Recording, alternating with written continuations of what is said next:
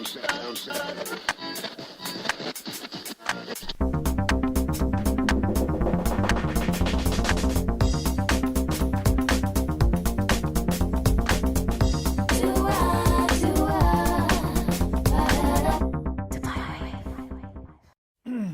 to our first episode of our new podcast, Dubai Wave. Thank you very much for coming. What we'd like to do to get started is just ask you about your background in terms of your knowledge about Dubai and food and Dubai and nutrition. So why don't I start with Nadine and Maria? Why don't you tell me your background and how you got into this industry? We're both, I think, certified dietitians anyway, and we moved here around 8 to 10 years ago together. And we were working in a clinic at the beginning, counseling one-on-one with people. And we just found that there was a need because every time we see someone, they would tell us, we don't know what to eat when they're ordering out, or what are they gonna have at this restaurant. And we said, why not start a blog and to tell them that, you know, if they're on a diet, they don't need to just eat salads. Mm-hmm. They can actually eat anything. So real food. Yeah, exactly. Yeah. And that's how we started. And because Dubai has quite a dynamic restaurant and food space to begin with, is that why there was a lot of interest in the subject?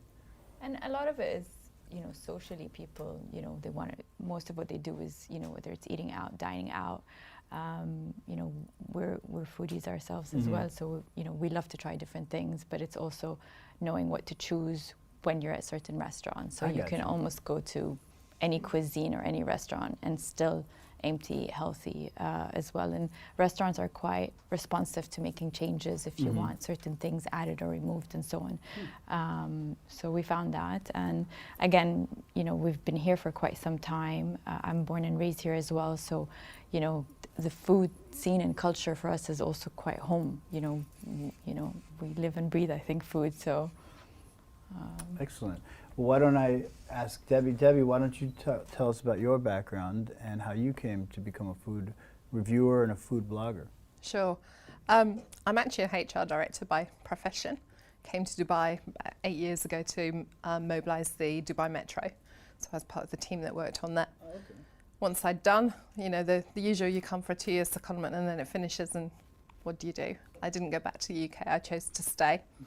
Had some fairly major surgeries, and whilst I was recovering, I taught myself to blog. I set my blog up, thought, what I better write about something, and that's when I started writing about the things that were interesting me.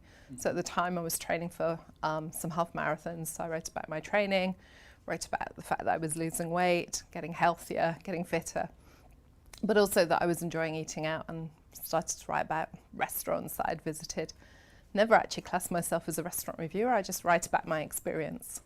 And then from there, both Ashita and myself, who have managed to, through the credibility of our blogs, actually develop a business, which is an online food and travel magazine called FoodeMag dxb, where we share those experiences in a much more professional way and in a much more meaningful way that, you know, engages our readers in a professional magazine, a commercial magazine, whereas our blogs are sort of a hobby. What are some of the main sort of questions or things that your community asks you about?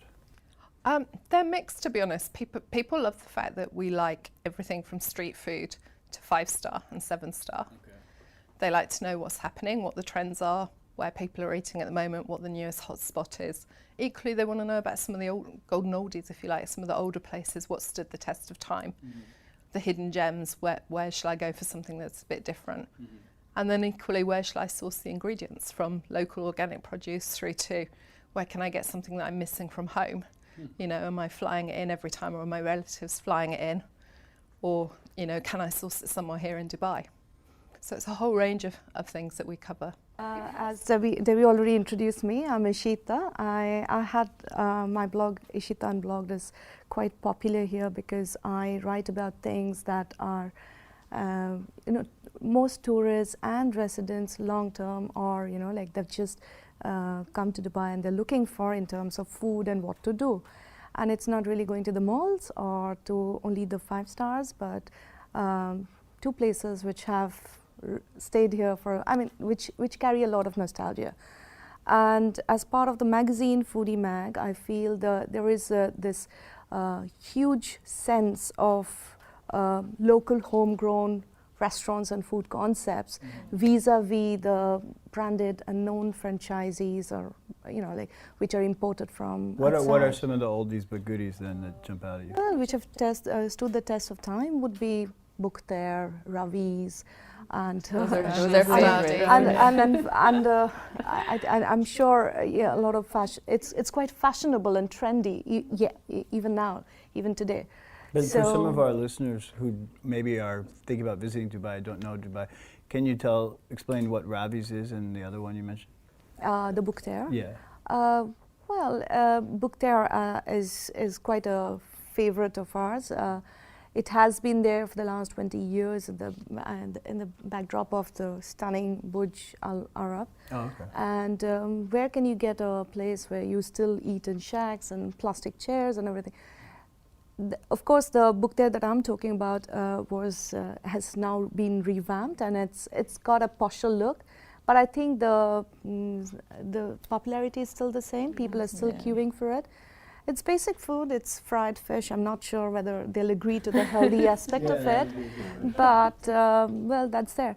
And talking about what Marian and Nadine does, I do feel that although, like for ourselves, when we do, I'm sure there's an audience who's looking for where to eat healthily. But do you think that when we want to eat out, don't we want to indulge? We can, remain healthy the other times. Of course. So what is your take on that? But I think also people have this perception that healthy means boring or flavorless, and that's also what we always try to tell people, that it doesn't need to be tasteless or salads. It can actually be a good burger, but just cooked in a healthy way, with the bun being whole wheat, a smaller portion, without mayonnaise, maybe without the cheese, just with vegetables. So we can have tasty, good food that's also healthy. I think it's very much a trending thing right now to source really flavorful food, and I think smaller portions.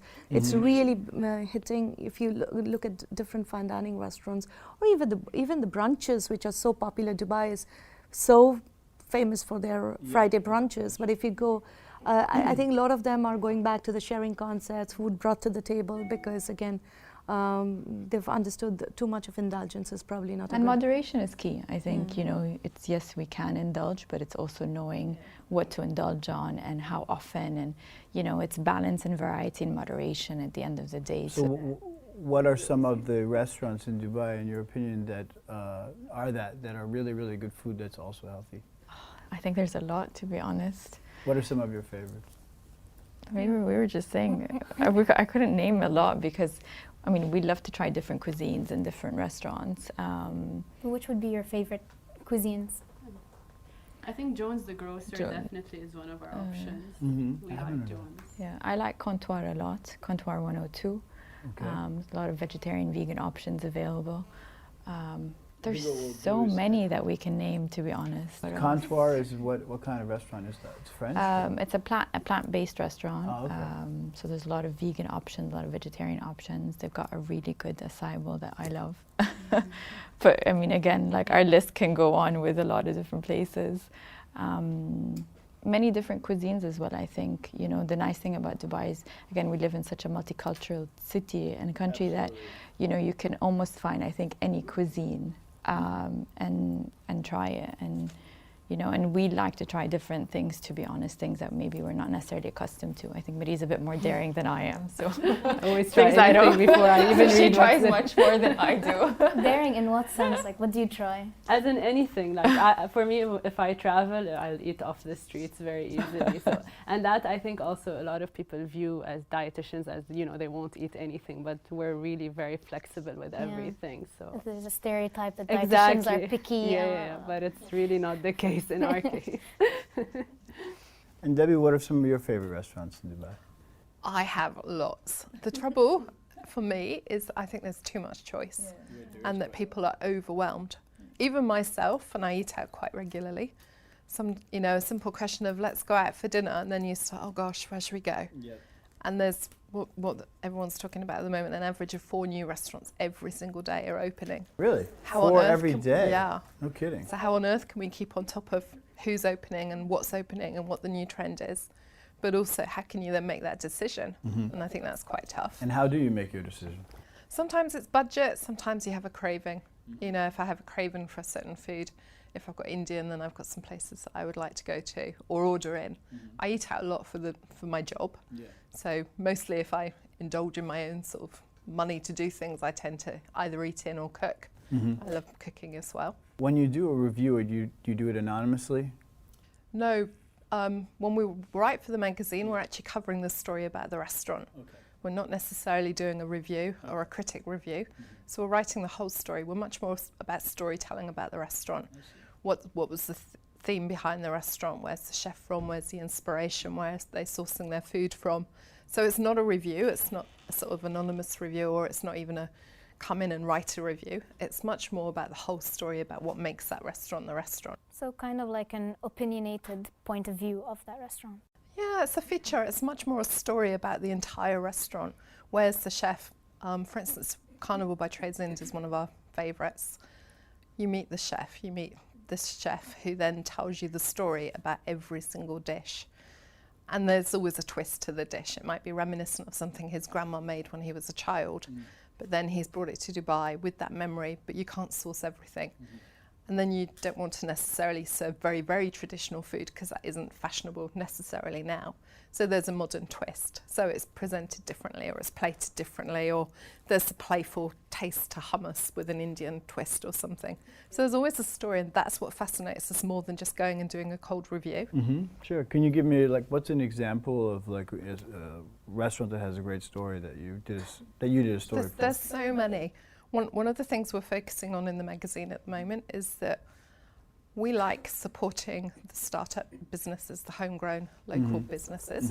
So we're talking about Foodpreneurs, and we feature those for free on the magazine as our way of giving back and promoting new restaurants. Sure. One of our favourites is, Isaac? La Taqueria, sorry. La Taqueria. La okay. Taqueria. So it's a Mexican place. Mexican restaurant. We knew Isaac, who's the Mexican chef, when he worked for another business here. And I've known him ever since he's been talking about this dream about having his own little Mexican restaurant here. Sure enough, about a year ago, he actually realised that dream. Very small restaurant. Everybody is Mexican in the restaurant. It's a family business, him, his wife, his best friend, who's a Mexican guy, who's a pilot actually, who's invested in the business. To have soulful Mexican food. I see. Not fine dining Mexican food, not trendy Mexican food, but soulful food that has meaning to him. Sure. That comes from different parts of Mexico. So it showcases the best bits of his Mexican heritage. And for me, I'm quite passionate about people who have that dream. And I know financially it's a huge expense for these people. To start a restaurant. Yeah, Sure. then they're not covered by big backers. It's actually a sort of small family business. And the story behind that is fascinating from that side. If you go and dine there, they've imported various bits of crockery that have come in. They've had the coffee mugs have been handmade. They've had coffee custom built, custom blended for them. So they've got Mexican coffee that's been imported. They've got a special roast. There's a really nice story about the whole restaurant. And it's only a small place. Now I want to go there.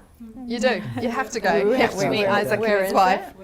They've just moved. They were in Business Bay. They've just moved to Kitchen Nations in JLT. Okay. So they're in the business incubator. They were the ones in Executive Towers, right? I'm no? not sure. Okay. I think Can't it's remember. interesting here to, as you mentioned, the Foodpreneurs, because if you see, as Debbie mentioned, that there's so many restaurants which are opening and there are many restaurants which are closing down. So, in such a such a throbbing dining scenario, which are the restaurants that are actually holding back? I think these local homegrown concepts are the ones which are appealing to people because each one has a different. There is a passion behind it, and people can identify. It's not about. So it distinguishes them. You say. Absolutely, because if you last year, if you go through, there have been many so-called commercially successful restaurants, fine dining, which have shut down, and apparently they were doing well, if in the normal sense of thing. So I think against this, these are the concepts which will hang on and which will. So that I would be think- advice you'd give to someone wanting to start a restaurant I in Dubai? think so, but it's not a very. I believe that it's quite a competitive industry, and it's not really easy to wake up one day and get your licenses, because there are a few rules which I think are very stringent in UAE, which is a fantastic thing because it controls. There's a lot of quality control and everything. That's been So, my yeah. observation. Well, I've never gotten sick in a restaurant in Dubai, so Yeah. they're really stringent So I about think, even small restaurants, and that's why you won't see home cooks, or in many parts of the world, you have people catering from their home kitchen. You won't find that. So Yeah, I I mean, think even it's the food amazing. trucks are supported by a central kitchen. Yeah. They don't actually do too much cooking actually on the trucks themselves. Most of it's done somewhere else for hygiene reasons. Well, let me ask you two, as far as on the healthy side of things, what's the best sort of seafood place in Dubai? Do you recommend seafood from a healthy perspective, and what are some of your favorite seafood places? Somebody is a fish eater. I mean, I think seafoods definitely should be part of anyone's diet anyway in general. But we love sushi, so we really like Mori Sushi. What's it called? Mori Sushi Where is in that? downtown. Downtown. It's actually really good. Sumo Sushi, even though it's really popular, it's been here for a very long time. We order from it really Yes. regularly as well. There's also like Mizu. Miso place is called yeah, Miso. in downtown as well. Yeah, There's yeah. Salmontini. There's a lot. Salmontini is Yeah. pretty good too. So What's there's a good lot of option for affordable? variety. Because I've seen sushi here very expensive in Dubai, right? Yeah, but What's sumo is affordable? pretty affordable. Sumo is Yeah. really affordable. Okay. Yeah. Sumo is affordable. Mori Sushi wasn't too bad actually when we went to it either. Yeah. So I when mean, you it doesn't have to be fine dining sushi. You can find really nice.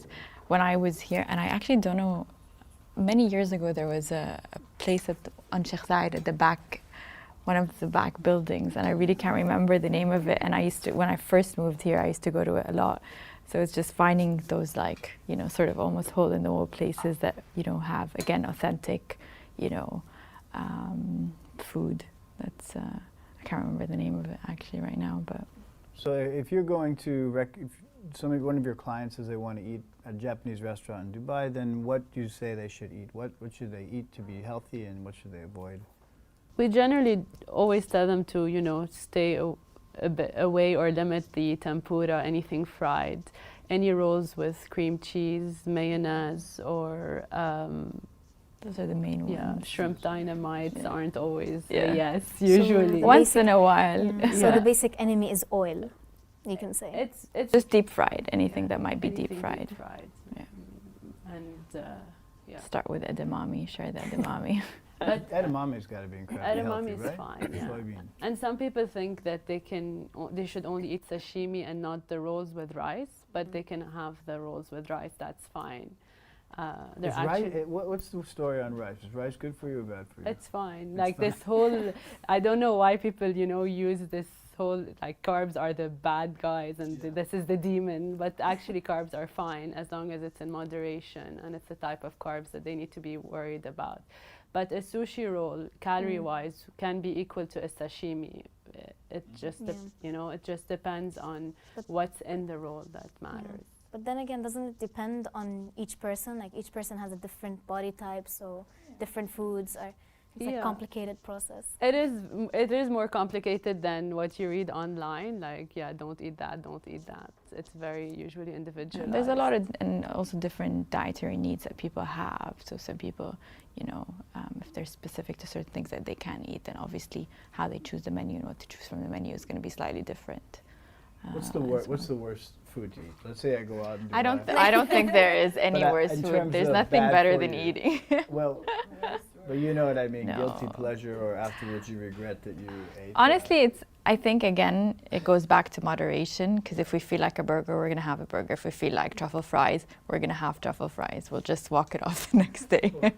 I think the So- monster shakes and the Yeah, sugar-laden those- things Yeah, are absolutely. Like if you looking go through. fabulous on Instagram are quite a. Yeah. And huge amount of calories and sugar. But I think if you're eating very wholesome, clean, food that's really made from just real food and not things that are added to it, then, and this is what we ideally want to, have people do is, just eat basically food, but he always has like real food is something that's just, you know, obviously nothing's added to it. It's just simple ingredients that are in it. So obviously things like, you know, whether it's pop drinks or, you know, fizzy drinks or these shakes, then, you know, obviously not. So when you say real food, that means what? Like it's organic? Like not necessarily organic, but just, you know, a solid ingredient, unprocessed, you know, not unprocessed. I think processing is the only thing we're really against. Like we can eat ice, we'll eat anything. No additives, no as long as it's preservatives, not nothing like that. processed. You know. We always tell people not to ever buy anything where the ingredients are written and they don't recognize the ingredients. Sure. So And if you can't say the name of the ingredient, then it's probably. Okay, what about coffee? What's the deal with coffee? Is it good? Is it bad? Like, there's so much. It's talk amazing. about it. I don't think we can start a day My blog is coffee, cakes and running, Yeah, so which is- fueled by coffee. But since you're British, so isn't it tea? Isn't tea the thing in England? Or? It is, technically, but that was a long time ago. Now it's coffee. I love my specialty coffee. Coffee's fine as long as it's in moderation. So But again, not the ones that have, you know, whips and sugars syrup and and the- sugar, nothing added, just your basic, really good, you know, black coffee, I guess, or simple, just nothing crazy. I just find it really funny that everyone thinks that healthy food is trendy. Healthy food is what I had when I was a kid. exactly. We had kale growing out of our ears in the garden to the point where it was a weed. Now kale is the healthy vegetable and it's a superfood and things. I think the basic problem here is that we are all moving away from the diet that we're genetically used to for generations. Yeah. So Or what our grandparents used to eat. So today, if you're saying olive oil is fantastic, how does if my grandparents were alive, how would they recognize olive oil? They haven't had that, right? They have had some other oil which they have been. So today, if a mustard oil company suddenly says mustard oil is the most healthiest, how do Italians recognize that? Or you know, so I think the problem is if I come from a certain part of India where I'm used to rice and fish and whatever, and I am trying to change that suddenly to today I'm having pizza, it's fine, it's absolutely fine to try out cuisines, but I think we should probably stick to a particular kind of cuisine that we are genetically used to for day to day. Not sure. I don't agree with that necessarily. Good, that's what we need, confidence. So tell me why, because I don't see any. Because I like variety. I wouldn't Yeah. want to go back to the food of my childhood. You know, rhubarb from the garden, But is that kale from the garden. I'm sick Is of that it. typical of Yeah. British upbringing, though? Because when you think of British food, you think of like, you know, the English The breakfast. Sunday roasts. Yeah. Chips. Not the healthiest Sausage food, and mash. right? Well, you say that. It was all natural. It wasn't, you know, it would be a real treat to go to a fish and chip shop and to buy fish and chips. Mostly my mum would cook at home. We'd cook from scratch. We'd bake once a week and make cakes. And that was it. The once a week, whatever we made, if it wasn't, you know, whenever that was eaten, whether it was 2 days, 3 days or 4 days, that was it. My mum would not bake again until Sunday. Everything was made from scratch. Everything was made with butter. It was made with sugar, milk, flour. You know, very basic stuff from the garden, stuff from the supermarket. No chemicals, no cans, you know, real gravy, not instant powdered gravy. Everything was made from scratch. But they did really, I mean, you went to a market where you bought seasonal produce. So today you buy the broccoli throughout, 12 months a year. I think these things are definitely adding up because, you know, the concept of organic food, which is trending right now, I think throughout the ages we have been organic. We have been doing organic stuff. So you're seasonal saying stuff. organic is just returning to the It's returning with a used to be. huge bang, which I think unnecessarily, you don't really, you know. With a huge markup. Yeah. Yeah, Right. You're paying for the trendiness of it. exactly. Of normal, real food. Oh, That's okay. and it's all marketing. Yeah. Because So, yes. organic food in general, like there was a study that talked about how people eat less when it's organic, but because when you're eating all the vegetables that have been, added pesticides and everything, you're obviously not going to be full. You're not getting enough vitamins or nutrients, and you're not full. So a lot of these foods, even the processed stuff, have so many ingredients that our body is just considered empty calories, and that's making people eat more, which is contributing to the problem of obesity. So the more real, natural food, we'll end up eating less automatically, which will help control our weight eventually. It makes you full faster? Of course, because you can recognize every ingredient, and every ingredient has the right vitamins and minerals. So it does affect, and that's the reason why a lot of people end up overeating, because half the food we're eating have so many empty calories. It just, You don't like feel full, exactly. I think the body also is not Yes, they do. And they give you that endorphin high. the body doesn't process it also. Exactly. So it's actually. And I think like nowadays people are not cooking as much as they can at home, which if we can also encourage a lot of sort of home cooking, even if it's basic, ingredients. I mean, we're not the best cooks, but on our page we put a couple of quick recipes, because ideally whatever we want to cook shouldn't take us more than 30 minutes, and just we're able to do something. And every time we cook, we say, why aren't we doing it more often? Because we realize, as much as we love eating out, it's also nice to be able to prepare really good home cooked meal. Like, I love going back home because I know that everything that's done by my mom is just yum. So it's like, gives you a chance to know what's in your food. absolutely, yeah. You know what you're buying from the grocery. You know what you're putting in, whether you're baking, whether you're cooking a hot meal, whether you're just simply doing a scrambled egg. I think a lot of thing has got to do with nostalgia as well. Yeah, because, absolutely. If you think of your Yeah, childhood yeah. memories, the only thing that It's I like can home connect comfort to food. different things like birthdays or Yeah. any celebration is the food that we ate. Yeah, yeah. So I think Absolutely. it's also creating memories for your children and your family around which they will actually carry on. And there's also that family time that, if you do have a family with kids, having them involved in, making their lunchbox, making a cake for over the weekend.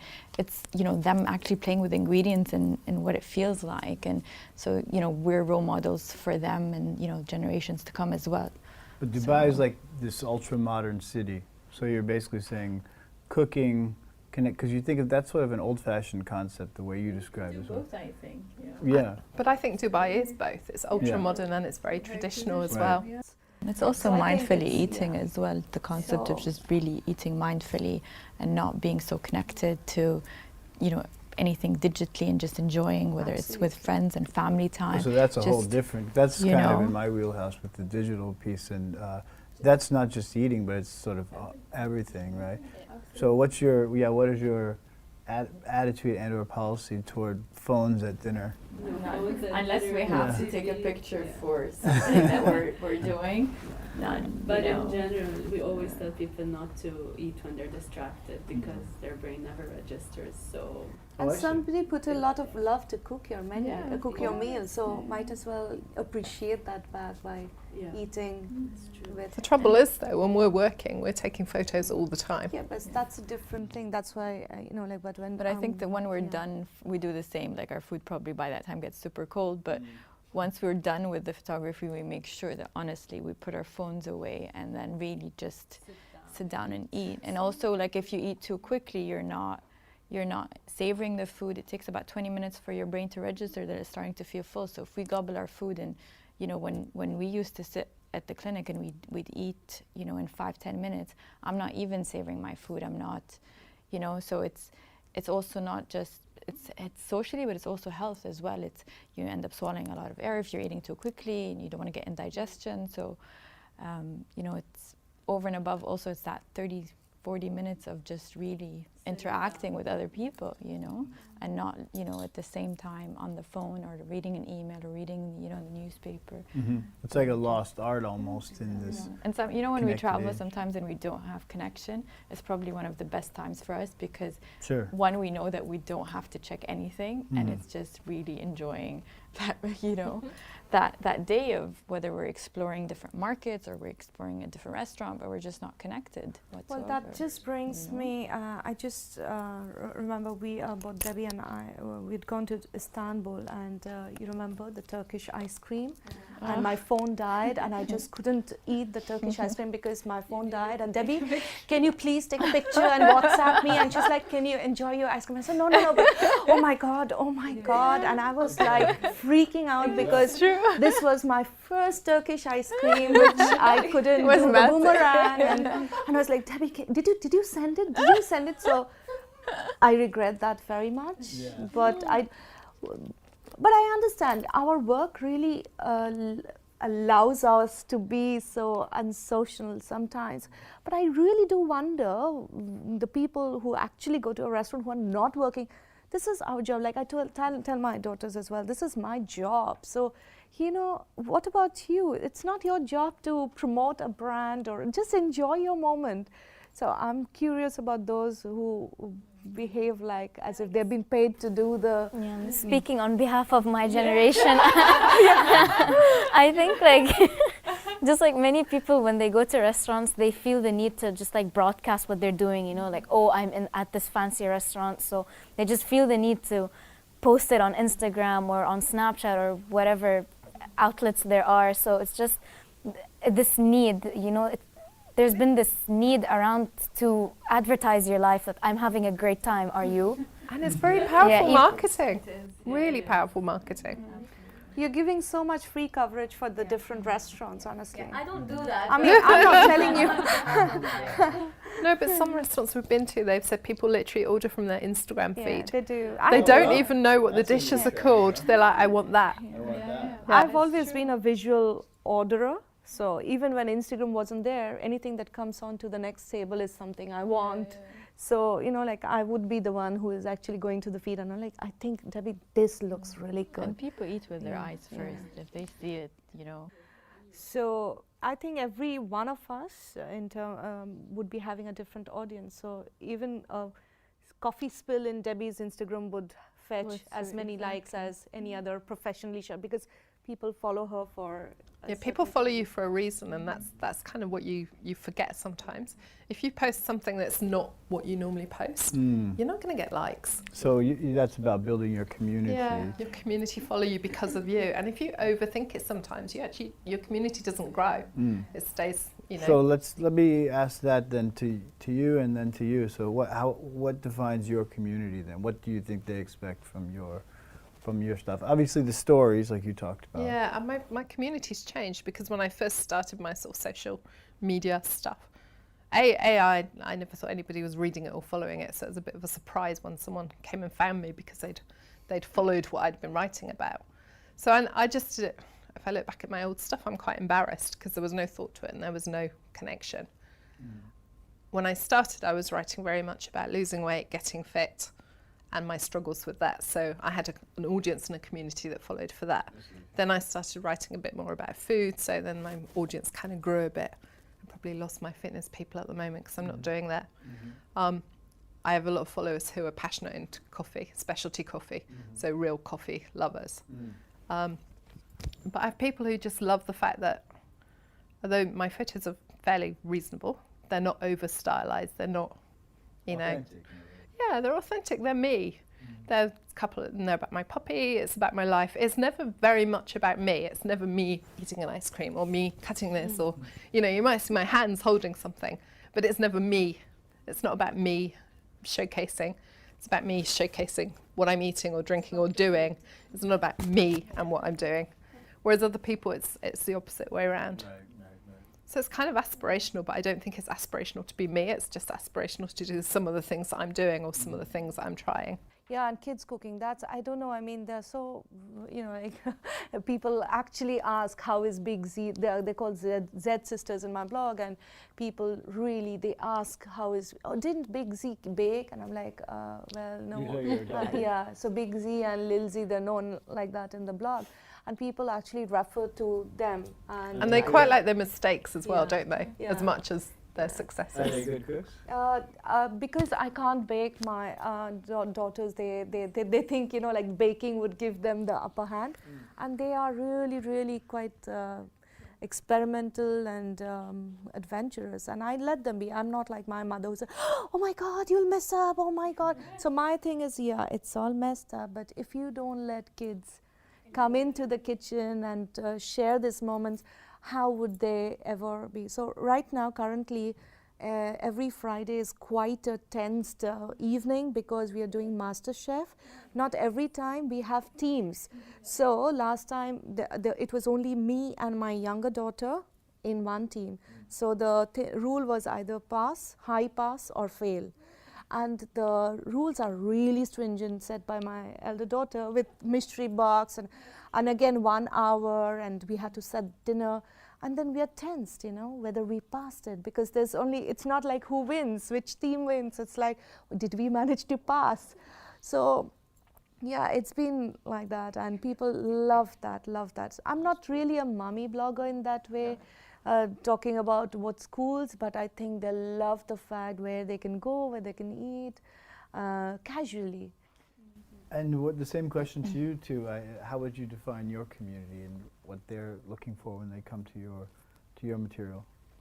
I think it's anyone who wants to eat healthy and follow a healthy lifestyle. And I think why KeepEATreal is working is because we also try to, you know, anything we do or whatever we eat, we want to also be a bit of a positive role models for people around Dubai. And because there's so much on the internet about nutrition and a lot of misconceptions, we like to be the credible source behind anything on a nutrition front. I see.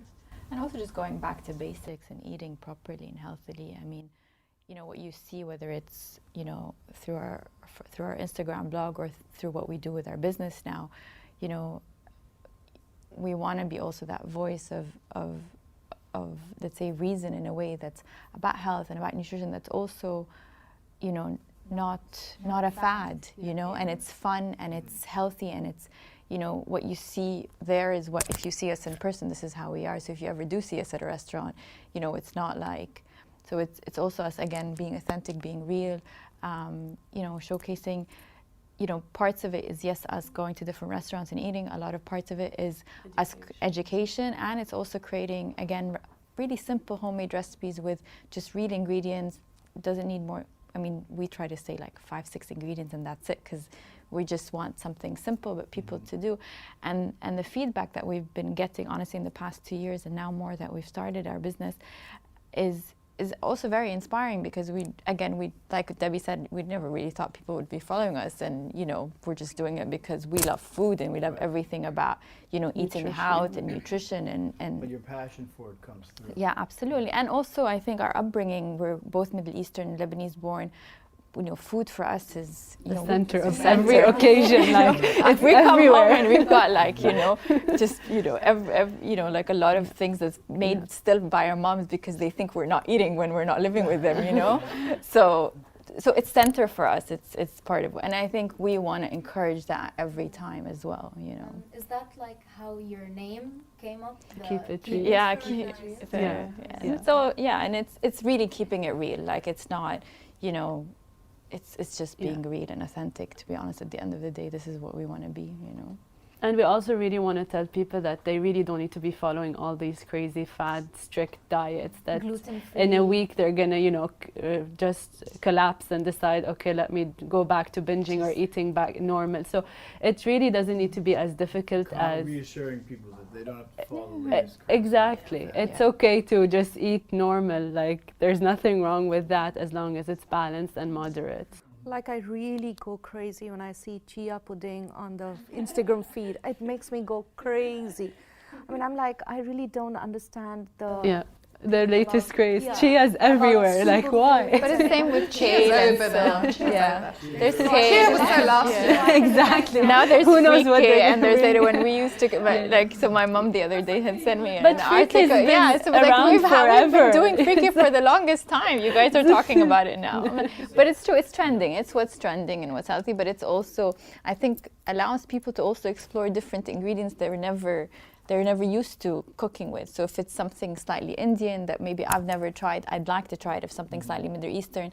So it's also, again, I think allowing people to explore, because we really live in a world where there's so many different nationalities. You go to different places, there's so many things on the menu that why not try it and see what it tastes like, you know, and even if our taste buds aren't used to it, you know, just savoring that.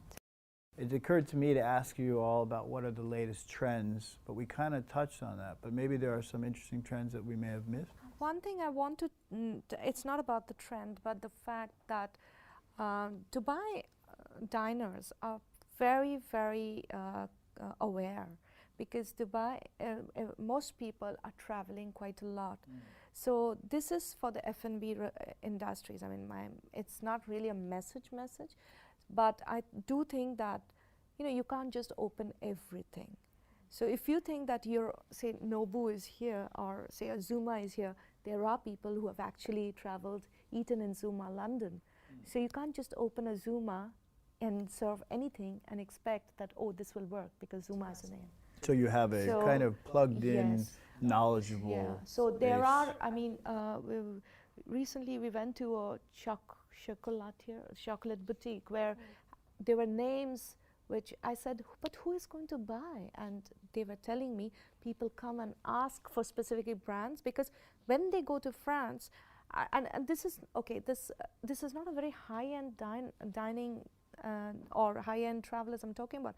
I'm talking about people are generally traveling, they're aware. So if you have been to any other country, you've actually been to a particular chef's different restaurant, when you come here, they already know what they're expecting from that chef. So I think that's very interesting. So yes, there are new brands coming up, new restaurants coming up, but everything is not going to sell because the Dubai audience is very aware. Savvy audience. Very savvy. Interesting. Savvy but sheep-like. They follow the trend. Okay. So what trends? What are the trends people are following? They follow right the now? mass. So we talked earlier about the power of social media. One dish at one restaurant, eaten by one very influential person who may or may not be royal or high in, you know, in a particular field, suddenly becomes the place to be and the thing to try. And I think that's a shame sometimes, because you see some places that we might not consider to be fantastic are getting absolutely rave reviews because everybody's sort of jumping on this sort of sheep mentality. If this person thought it was stunning, then it must be stunning. What's hot right now then, in that sense? What's a really hot place right now? Moira's very hot. It opened less than a month ago. That's in JW Marriott Marquis. Okay. That's an import from the US. I've been to Prime 68 there. Yeah, it's in the other tower. It's on the So I think other side. these hot things are, you know, like, it's very difficult because you have different budget levels. Yeah. And I think You when know, when we decide to go places, we don't necessarily do a lot of fine end, but we like to discover, like, you know, places that people don't necessarily trend to. I think people are also, I think the finances are becoming a bit tighter, because if you see various, I think $450 per head or $590 per head, this would be quite a It's marketed number. as only. Yeah, only last year. Only. But if you see now, even the fine dining luxury restaurants, they're trying to cater to a range which is more affordable, because people go out with family, sharing concepts, and, you know, like, I think that Business lunches are always good value. In different places. So I think that's happening. So it's budget not. conscious is on the rise. Yes. And sharing concepts are also Sharing quite... Sharing. And you say brunch is on the way out, or no? No. Brunch is going over. I think buffet bunches will change slightly. This has been a great interview. Thank you all for coming. Thank This is you. great. Thank you very much.